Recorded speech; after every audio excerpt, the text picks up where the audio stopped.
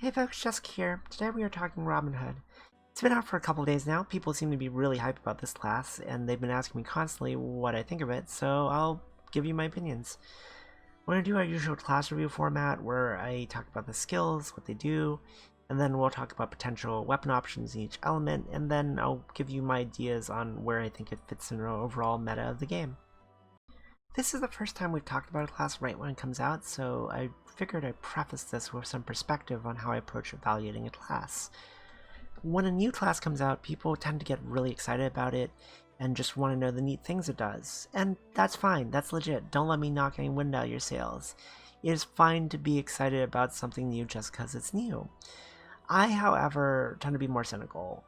I look at the class and I ask, does it fit into an existing niche better than the current meta choice for that niche? Because if the answer is no, then there's not a lot of reason beyond novelty to run the new class in those roles.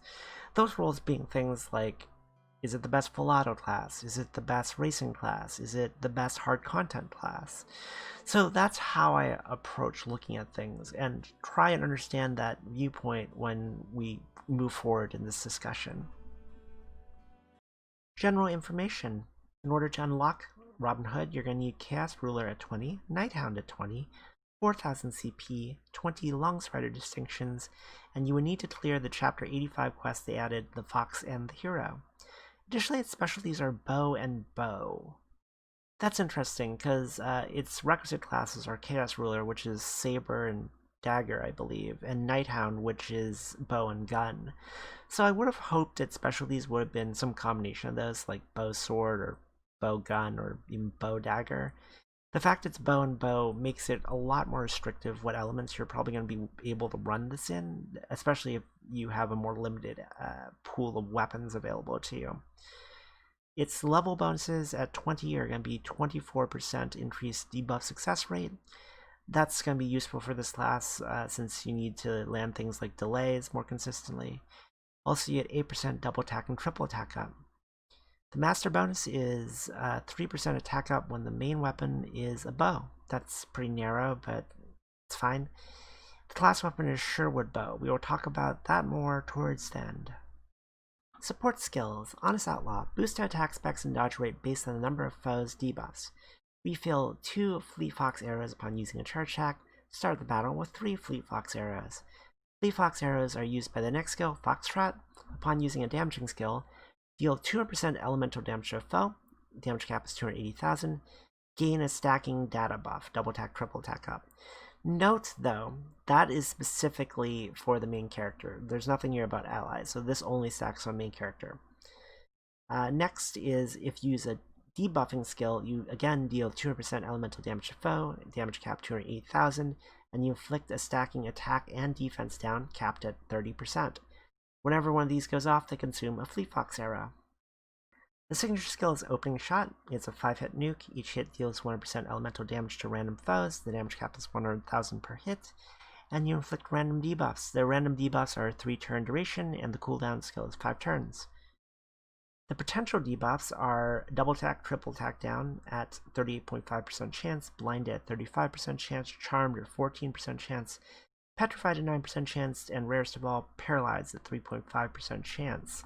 Keep in mind this is a damaging skill, so it will give you a stacking double attack, triple attack up as per Foxtrot, assuming you still have Fleet Fox arrows.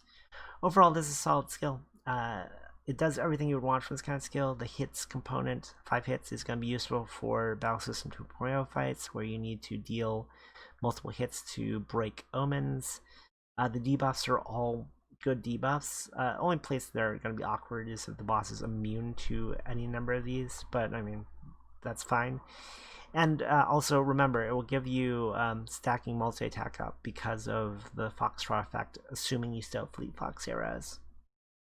One thing to know about Opening Shot, it is random foes that it hits, so that makes it a little bit awkward for fights like Lucilius HL where there's multiple targets because you won't be able to predict if all the shots are going to hit the wing or the body.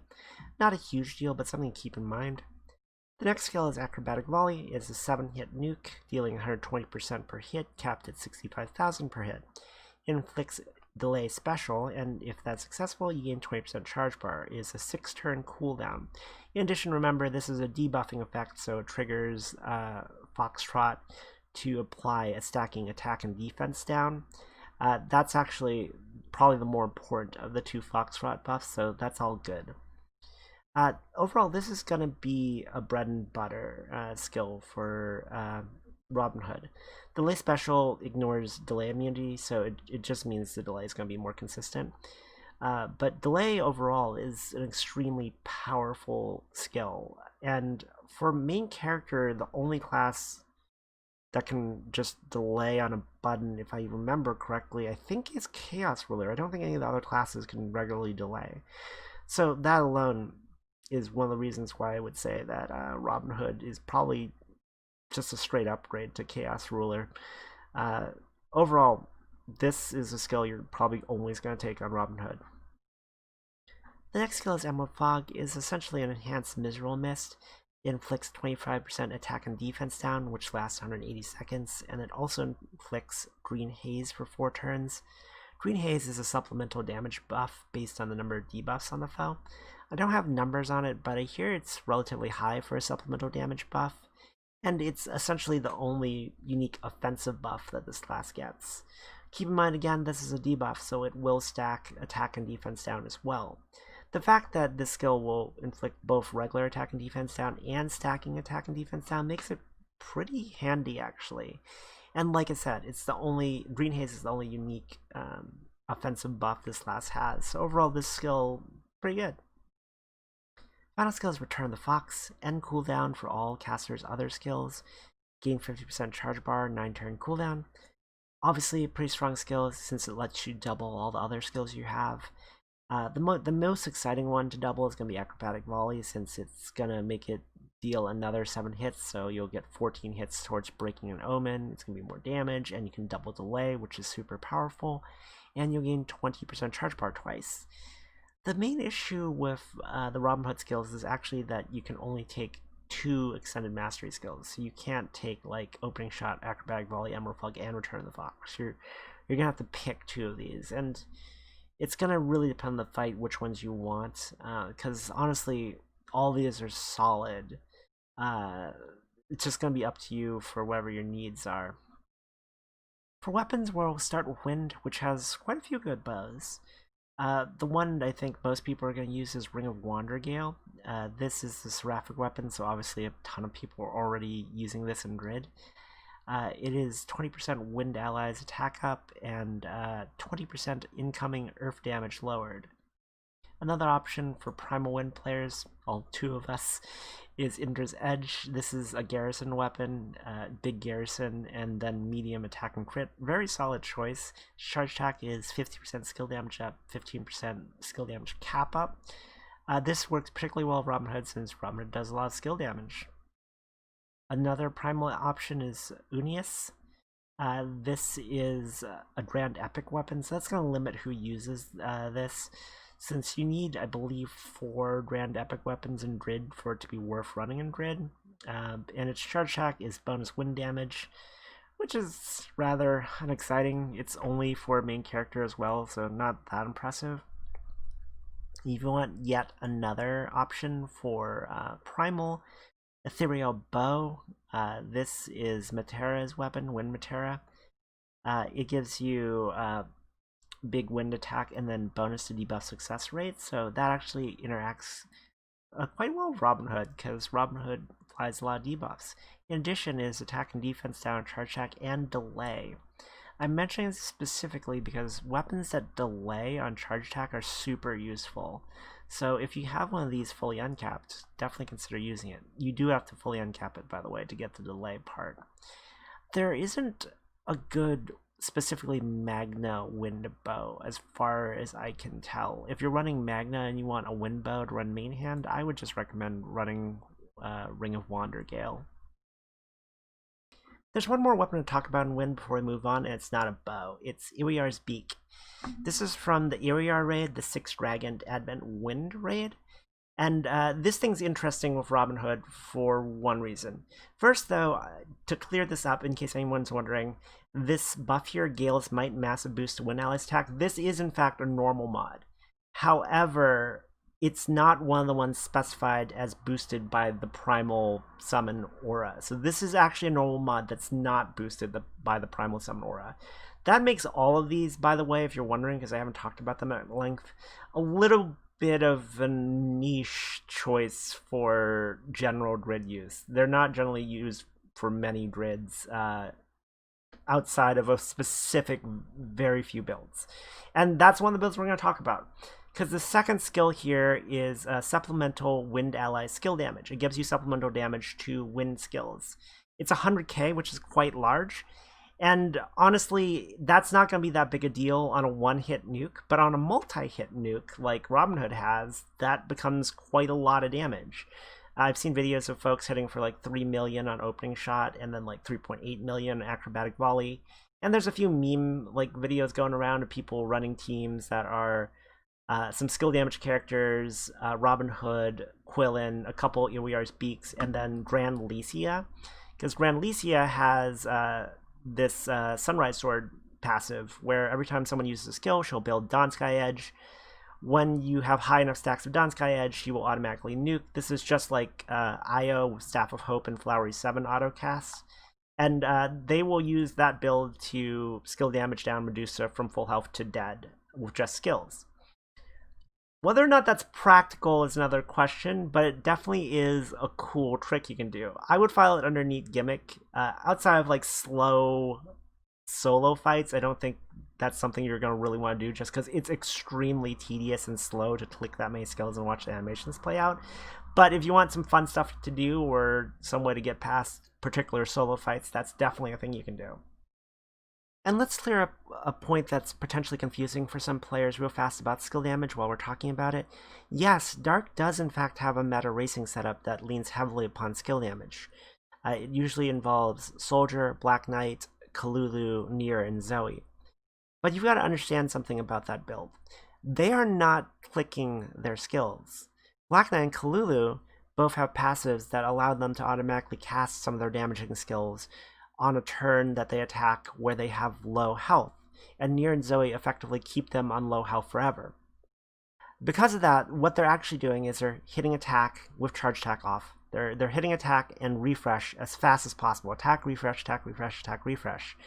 And that allows them to output quite a lot of damage because they're getting all of their auto attack damage, and they are also getting bonus skill damage from Black Knight and Kalulu. If they were to click their skills instead, though, they would be much slower, because if you click a skill, you've got to watch its animations play out. And because of that, you're incurring quite a lot of lockout time from just watching skill animations. So that's the main issue with trying to race with primarily skill damage. Since we're talking skill damage memes and a bow class, I'd be remiss if I didn't mention Hercules. Hercules is a superlative weapon, it's a bow, and it's the skill damage one. If you're not familiar with these, they're all 100 gold moons. They come in 0-star uncaps, so you're going to need 3 more Damascus to fully uncap them, making them 160 gold moons. Quite expensive. That said, this is a pretty cool option for Robin Hood. If you want general opinions of it, I wouldn't recommend this one as my top pick for superlative weapons. It's just not on the same level of meta usefulness as Sky Piercer or Ulukumi. That said, if you want to do skill tricks, this is your weapon. Its main thing that's relevant there is Slayer of Immortals. One main weapon, main character damage skills activate twice. 40% boost to skill damage, 20% boost to skill damage cap. If you want to be the person that makes all the meme skill damage videos, especially as a wind player, Wind Hercules is the one you want. You can get these in any element though, so keep that in mind. And honestly, a Hercules is probably gonna be the best weapon you can run as your main hand in any wind element as a Robin Hood, but I mean that's gonna apply to very few people just by the nature of how much this thing costs to get. And honestly, the case with a lot of superlative weapons is, while they all pretty much do some fun, neat trick, They're so expensive that unless you are like Scrooge McDuck and swimming in a literal pool of gold moons, you really only want to take these if they're a meta choice. So moving on. The next element is fire, and it is really lacking for farmable bow options compared to wind. In fact, the only one I can think of is Rose Crystal Bow, and I generally don't really recommend it. This is from the Rose Queen fight. It's got EX mod attack and HP up, and it lessens water damage to fire allies. Also, its charge attack is again lessen all allies' water damage. Now, this is an okay option if you don't have anything else, and you very well might not have anything else, so keep that in mind. But overall, it's an EX mod weapon, and it's not a great one. And it's competing with a lot of other really good EX mod weapons, like, well, the Astral Weapon for one, the Fire Astral Weapon, which is one of the best Astral Weapons. Moving on, you could also use Roseate Ethereal Bow. This is Fire Matera's weapon. And this thing's, we won't talk too much about the skills. It does have a very small skill damage cap up on it, though, 4%. But in addition to that, its charge attack is useful. It can inflict charmed and gives all allies 20% fire attack up. So this one's solid. And then there's Purifying Thunderbolt, which is Shiva's grand weapon. And this is your best option if you have it. It does grand weapon things, so big charge attack and charge attack damage cap up, and big crit, so very solid in grid because of that. And its charge attack is also very good. It's 15% triple attack up, and then 20% fire echo to all allies. So this is your best option, but there's not a lot of options in fire. And this is a good time also to mention, if you are completely lacking farmable options that you want to use for a bow, remember you can always use the Revenant Bow. Revenant weapons come in all elements, and they're fairly easily farmable provided it is United Fight in time. The bow in particular has big attack on a normal mod, and it has attack to all allies on charge attack. So not exciting, but functional. And if you don't have a better option, then take functional over no option. Earth is another kind of yikes element when it comes to bows. You do have Yggdrasil Bow Omega, which is easily farmable. But the problem with all of these early Omega / Magna weapons as main hands is they have terrible charge attacks pretty universally. This is no exception. It's massive earth damage and then bonus fire damage, which is so random. But it's in line with how bad the charge attacks on these things usually are. It is Magna Enmity, so it's a fine weapon if you want to run Magna Enmity. The far better option, but not without its own drawbacks, which we will talk about, is the Draconic weapon for Earth, which is a bow. The Draconic Bow gives you, when fully uncapped, 20% double attack up, 20% triple attack up, 15% echo to your team. That's a very respectable charge attack. Additionally, it's got progression on it, a boost to Earth allies attack based on number of turns passed, and you can slot either Magna or Primal Majesty on it, giving you attack and HP, and you can slot any of these barriers, giving you a specific elemental damage reduction or a general defense buff. In general, this weapon is fantastic, you might think. In a vacuum it is, but it's got a huge drawback, and it's this. You cannot run a Dark Opus weapon if you are running a Draconic weapon. And a little history. These were designed specifically to be worse than the Dark Opus weapons. They're assigned to be kind of a stopgap, an option for players who weren't strong enough or skilled enough or willing enough to learn the Dark Opus fight to fully uncap a Dark Opus weapon, to do Lucilius HL basically. And because of that, these are pretty much just a straight downgrade from the Dark Opus weapons. The Dark Opus weapons are just better in almost every case. So you could run one of these as your main hand, but you are taking a fairly sizable hit to your overall build because you can't run your Dark Opus weapon at the same time. That said, if you're one of those players who's now at the point where they're comfortable trying Lucilius HL yet to uncap your Dark Opus weapon, then the Draconic weapon is a fine option. Overall, a note on that, it was a very questionable decision, I would say, to add these Draconic weapons the way they did, to balance them so they're a stopgap instead of something else. Because honestly, for a ton of players, they're not going to be compelling in any way because the Dark Opus weapon exists and is better. So that's the thing. Water has a ton of bow options, so I'll try to be quick. Leviathan Bow Omega. Like all of the early Omega weapons, this thing has not a lot of potential as a main hand. Its charge attack is gain repel. The reason I don't like this though is actually its weapon skill. Its weapon skill is medium HP, and that is it. It doesn't do anything else. It doesn't even have the courtesy of having big HP. This thing is potentially one of the worst SSRs in the game, so don't use it. It's really bad. Thimble is a much better option. It's from the Fenrir Showdown. The Fenrir Showdown currently only exists in our hearts and memories because they said they were going to add this as an always occurring event. They never did. And they have also said that the Fenrir Showdown will not be coming back around ever because they're going to add it to a tab where it's an always occurring thing. And they never did, so you just can't do the Fenrir Showdown right now. The only place you can get it right now is for Renown Pendants. This thing on charge check removes a debuff, so it's a clarity. That's okay. However, it doesn't say all allies, which leads me to believe this is only removing a debuff on main character, and that makes it significantly less good. However, you do have big stamina and small HP on it, so as a grid weapon, it's fine. But as main hand, it's kind of you have better options. Another option is Tyrus Bow. This is Europa's bow. This thing has an okay charge attack, 10% fire attack down, 20% charge bar gain. Again, that's main character only. It's not a terrible charge attack, but it's not that exciting. Its skill is Fandango, so medium boost to attack, small triple attack rate up. Water's still an element that benefits from multi-attack rate up in grid, so this thing's fine. Dark Thrasher's an interesting one. This is from the Phronesis raid. Boosted crit rate. Again, main character only. If this were team-wide, this thing would be pretty good. But it's main character only, making it really unexciting as a charge attack. However, as a grid weapon, it's pretty nice.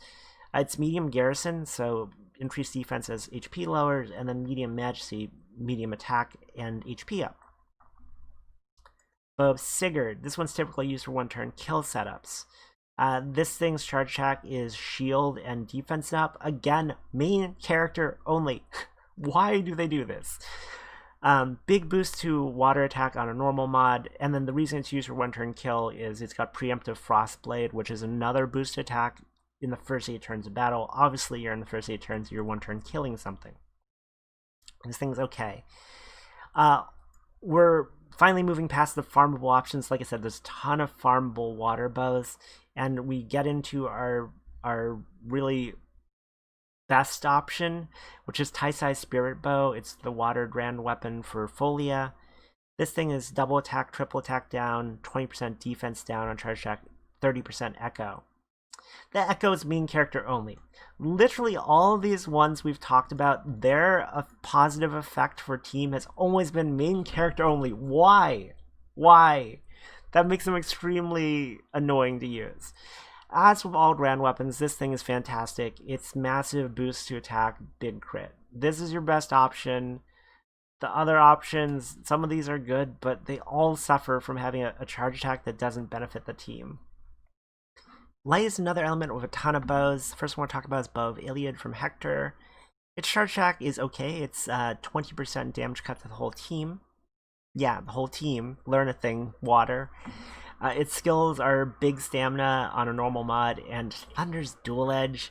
I really don't like double attack rate up on weapon skills just because honestly, who cares? Like, you're gonna cap double attack rate up really easily anyway, so this is kind of a dead skill. This one's an okay option. Bow of Artemis is another option. This is from Apollo. Remember, these can come as the normal version, so Bow of Artemis, or the Magna version, which is Ancient Bow of Artemis. Its charge attack is a water charge attack. It is just gain attack up only to main character. It's terrible. Its skills are big attack, small enmity. If you are one of those very interesting people that run light enmity. A good option though is Mitron's Bow. This is from the Metatron raid.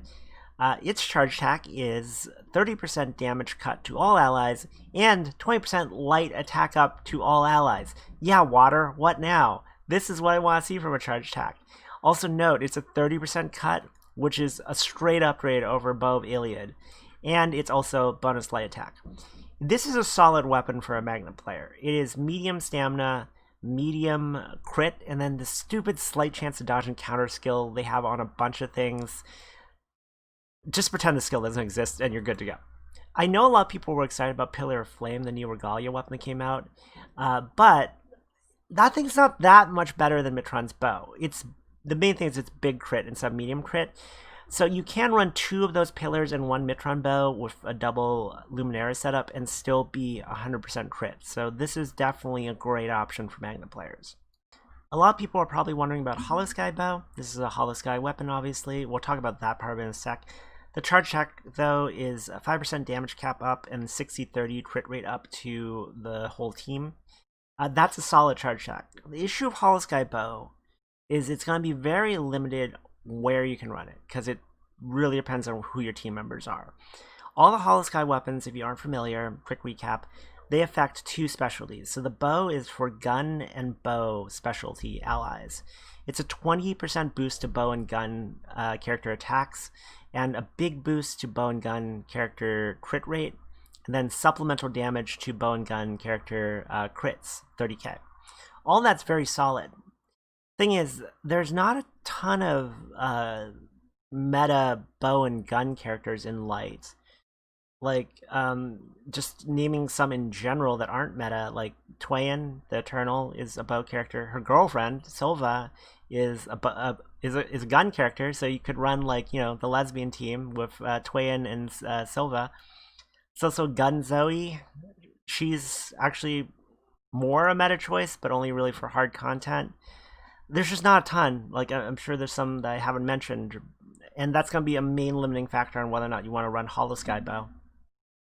Dark only has 2 noteworthy bows. However, one of them is so meta and easily farmable that I don't think Dark's going to have any issues here. The first one to talk about, though, is Diablo Bow. Diablo. This thing is terrible for main handing. Its charge attack is gain double attack rate up, not even triple attack, and it's only main character, like really bad charge attack. Its skills are big HP, small attack. This weapon is actually commonly run as an HP weapon for when you need to make the HP threshold on a fight. So Lucilius HL, for example, as a primal dark player. In fact, I've got a couple of these fully uncapped for that reason. However, outside of that circumstance, you don't really want to run these because the HP is not going to be important, especially in dark. And the charge attack is just terrible. And especially because the other option is Qilin Bow, which is not hard to farm. It's from Rise of the Beast. And if you've seen any meta dark grids, you've seen this thing because it's in all of them. Its charge attack is all allies gain 30-30 crit rate up. Very solid charge attack. Its skills are Tyranny, massive boost to dark attack, 10% cut to dark allies max HP. It's like the reverse of a Diablo Bow. It removes HP and gives you a lot of attack. But the main reason it's such a meta weapon is Culmination Nightfall, 10% boost to dark allies damage cap. This is what you want to run if you're running a dark Robin Hood. Like, this is a great option. In fact, so much so that, like, unless you're in a fight specifically where the 10% cut to max HP is a major problem, so possibly if you're right on the borderline of having enough HP against Lucilius, then maybe you run a Diablo Bow instead as a main hand. But generally speaking, even as a Magna player, you probably want to run this thing because it's a solid charge attack and it gets you the cap up, which I can't overstate how useful that is for Dark especially. The final weapon to talk about is the class champion weapon, Sherwood Bow. If you've seen my other class reviews, you know where this is going to go, so let's get into it. And as usual, you can forge this in any of the elements, just like any of the other class champion weapons. The charge attack, Greenwood Banditry. Remove 1 buff, it's a dispel. Inflict stacking debuff resistance down. The skills, Longstrider's Nature. 1 main weapon, gain dodge all 1 time upon using opening shot. Longstrider's Apex. 1 main weapon, main character only. Gain bonus elemental damage effect based on the number of foes' debuffs. So an echo that scales based on the number of debuffs on the enemy. You're going to get real tired of me saying this by the time we get through all the class reviews. But this has the same issue that all the other class champion weapons have. It doesn't have an attack mod. That's a huge deal, and honestly, that's why meta teams don't really run any of the Clash Champion weapons, with a very small handful of exceptions these days. We've talked about what those exceptions are. It's a big deal to not have an attack mod on it, because it means you're running 9 weapons instead of 10. You're just running a straight up dead slot, and your damage is going to suffer a lot for it in the vast majority of elements. I can't overstate how much of a detriment it is to these things that they don't have an attack value of their own. And that is, on its own, right there, why you probably shouldn't make any of these. For the sake of discussion, let's ignore for a second that there isn't an attack mod on this weapon and just talk about the skills. So, Longstrider's nature. Yes, gaining dodge all on demand is a useful effect. However, keep in mind how dodge all is typically used. Dodge all and unchallenge, any mitigation skill, are usually used to protect your team from a major incoming attack. So like a trigger, an omen, a charge attack. The trigger's incoming, you apply your mitigation on your whole team, you survive the trigger, you keep going. When you're only applying your mitigation to the main character, that's not a valid strategy. Because yes, your main character will survive, but your team probably won't, and that doesn't get you anywhere. You really want to see this kind of effect tied to a substitute effect. So the main character would sub in, take the hit for the whole team, and then dodge it and survive and save the team. Yeah, you could bring substitute as a skill on the main character, but now you're dedicating a dead weapon slot and a skill pick to enable that effect. And there's a lot of other characters in the game that can provide that kind of mitigation, a lot of summons, a lot of various methods to do that in the game already. So that's probably not worth it. Additionally, you don't really want your mitigation skill tied to one of your primary damaging skills. Because when you have dodge all tied to opening shot, you don't really want to just spam opening shot on cooldown for damage. Instead, you want to hold it so you can have your dodge all when you need it, instead of having it on cooldown when an attack is coming in. Longstrider's Apex is pretty easy to understand. Yeah, a foe is probably gonna be fully debuffed up, especially in a raid. They will probably have way more than enough debuffs to get this thing to its maximum echo. It doesn't say here, by the way, what that echo is. But this echo is only main character. That means this echo would have to be huge, huge, in order to outweigh all of the downside here. And chances are it's probably not. It's most likely 30%, maybe 50%. So yeah, Sherwood Bow, more like Sherwood Bow. Conclusions, and I'll let this fight play us out in the background. Robin Hood is an excellent class, and I think it's fortunate in that it's a new class with a niche to fill that it fills very well. That niche being more technical fights, harder fights, Battle System 2.0 fights, where you benefit from a delay, from the ability to stack attack and defense down, the ability to deal lots of hits, interrupt omens. I think for fights like, say, Six Dragon Advent or Beelzebub HL, especially if you don't feel like running Tormentor, Robin Hood's going to be your best pick. It completely replaces Chaos Ruler in that role. I don't really see why you would still run Chaos Ruler if you could run Robin Hood instead. That said, it's not going to be better than Tormentor for those kind of things. It's not going to be better than Tormentor for sure for things like Lucilius HL solos, obviously. But that's not a fair comparison, because if you're not familiar with Tormentor, Tormentor essentially has 10 plus skill slots, and they can be changed to be whatever skills you want, and they're on a one-turn cooldown. If that sounds incredibly OP, it kinda is, but again, you have to understand how Tormentor works. All its skills require consumables, which have to be farmed, and a lot of them are very tedious / expensive to farm. So the role of being an option for hard fights that's not Tormentor is actually a very important role that's going to matter for a lot of people, and Robin Hood is basically perfect for that role. That said, I'll temper that with the caveat that I think that's the only niche that Robin Hood really excels in. I don't think Robin Hood's going to be great for farming / racing. It's just too slow and tedious. Like, you have to click a lot of skills, watch the animations play out, and that's just not going to be very fast. Additionally, it doesn't bring anything unique enough to the table in terms of damage to completely overpower a meta choice, like Luchador, for example. It has the Green Haze buff, which is a nice supplemental damage buff, but it's not nice enough to completely overpower existing leaders in those specific niches. For full auto, I haven't had a chance to play with it on full auto a lot, but it seems like it wouldn't be great there either because some of its skills are timing dependent. You don't really want to use a delay when the boss isn't on some charge diamonds. And a skill reset, you don't want to just fire off willy-nilly, you want control over that. So I don't think it's going to be a great option for full auto either. That's a bit of a harsh view of the meta of the game, but the way I look at it, if you're not talking about just personal preference or you're not restricted by weapon choice, there's only about 5 classes that you can make a case for being worth running at this stage. And that's just the way I look at things. So if you enjoy this, let me know down below. And hopefully it's been helpful for you. I'll catch you in the next one. Bye!